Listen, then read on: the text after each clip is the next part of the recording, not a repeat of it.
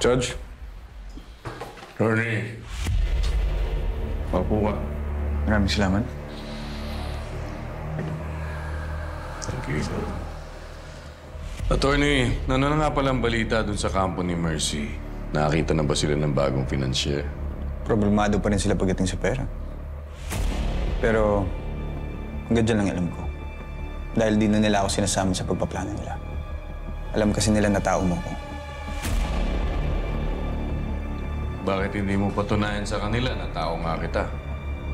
Anong ibig mong sabihin? Well, sama mo na lang itong si Elizabeth.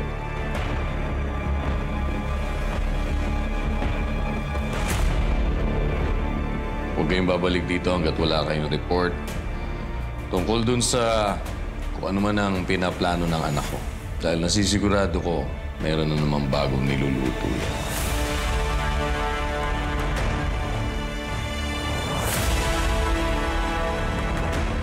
Kaming bahala. Paano, Judge? Mauna na po ako. Elizabeth, tingin sa labas. Sige, Dad.